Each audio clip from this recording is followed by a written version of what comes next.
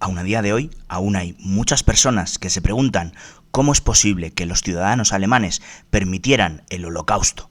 Si quieres saber por qué pudo suceder, quédate conmigo hasta el final del vídeo. A finales de 1945 comenzaron los juicios de Nuremberg, en los que se juzgaron a más de 600 personas por crímenes de lesa humanidad. En un primer momento, la mayoría de los acusados no concedían legitimidad ninguna a este tribunal para valorar los hechos que estaban siendo juzgados. Sin embargo, tras una avalancha de testimonios y pruebas gráficas, los acusados decidieron cambiar la estrategia frente a las acusaciones. La mayoría de estos acusados que no pertenecían al alto mando decidieron hacer un descargo de responsabilidad indicando que ellos se limitaban a seguir órdenes, que no podían siquiera oponerse a los mandos. Pero ¿es tan raro de verdad que una persona sea incapaz de oponerse a un superior en determinadas condiciones?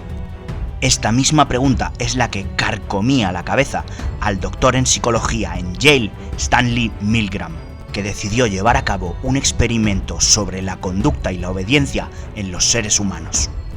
El experimento consistía en que a una persona L se le realizaban una serie de preguntas y cuando fallaba en la respuesta, el sujeto T tenía que aplicarle una descarga cada vez de mayor voltaje. Todo ello con una máquina muy similar a la que utilizaba el Dr. Marvin Monroe con la familia de los Simpson.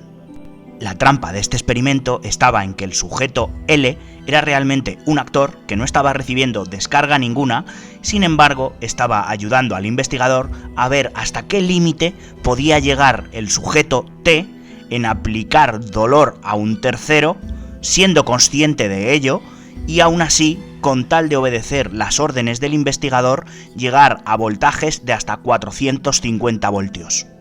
Fueron los resultados similares a los que llevaron a cabo los soldados alemanes, que con tal de obedecer órdenes eran capaces de infligir un dolor tal a sus víctimas?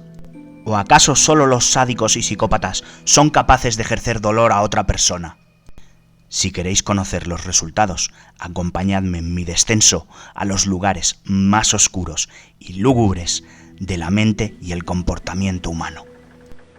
Si bien es cierto que todos los participantes en el experimento no tenían ningún reparo en llegar a los 50-60 voltios porque pensaban que simplemente era una mera descarga que producía un cosquilleo, el actor que participaba en el experimento a partir de los 100 o 120 voltios ya empezaba a gritar y suplicar que por favor parasen el experimento, que no quería seguir participando, y aún así, tras haber preguntado al investigador, los individuos que participaban seguían, aún sintiendo remordimiento, participando del experimento y sometiendo a descargas al individuo tras la puerta en la otra habitación de más de 200 voltios. Pero no quedó ahí el experimento, porque el actor, a partir de los 300 o 400 voltios, simulaba que perdía el conocimiento debido al dolor que le estaban infligiendo. Aun con todo y con ello, tras consultar con el investigador, muchos sujetos volvían a aplicar descargas para intentar, supuestamente, despertar al paciente de la otra habitación para proseguir con el experimento. Tras los polémicos resultados del Dr. Milgram, muchos científicos se aventuraron a reproducir la investigación para confirmar si era algo situacional o era endémico a la sociedad humana. Para asombro de todos, los científicos llegaron a la conclusión de que en torno al 60 o el 66% de individuos de la sociedad tienen tal capacidad de sometimiento que son capaces de infligir dolor insufrible a otra persona si un tercero se lo ordena. Si con todo esto pensamos que no seríamos capaces de reproducir lo que sucedió en la Alemania del siglo XX, podemos hacer referencia a otro estudio llevado a cabo sobre la conducta humana y la conformidad del individuo respecto del grupo.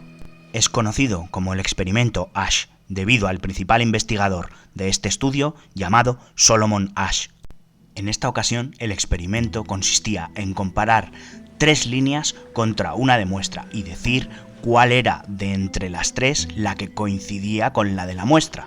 Cada uno de los miembros de la mesa a la que se preguntaba tenía que decir qué número era el que creía que coincidía. Sin embargo, había de nuevo trampa, puesto que todos menos uno eran ayudantes del investigador. Mientras que en un principio el verdadero participante daba respuestas correctas, todos los demás siempre coincidían en una respuesta que era incorrecta. Y en adelante el verdadero participante comenzaba a dar respuestas también incorrectas, y siempre basándose en las respuestas que los anteriores participantes a él habían dado. Las conclusiones de este experimento son que el ser humano se trata de un ser social y que tiende a la conformidad con el grupo del que forma parte, por mucho que pensemos que somos individuos únicos y especiales. Siempre vamos a tender a querer formar parte del grupo, aunque sea de manera inconsciente, y mucho más en la era de las comunicaciones y el social media. Después de todo esto, ¿seguís pensando de verdad que no seríais capaces de hacer lo mismo que se hizo en Alemania en el siglo XX? ¿Creéis que el ser humano es bueno por naturaleza y que solo hay unas pocas rara avis que realmente tienen conductas sociopáticas? Muchas gracias por haber llegado hasta el final del vídeo, y si te ha gustado puedes darle like y compartirlo para que YouTube le dé mayor visibilidad. Y si tampoco quieres perderte el próximo vídeo, suscríbete al canal y activa la campanita de las notificaciones.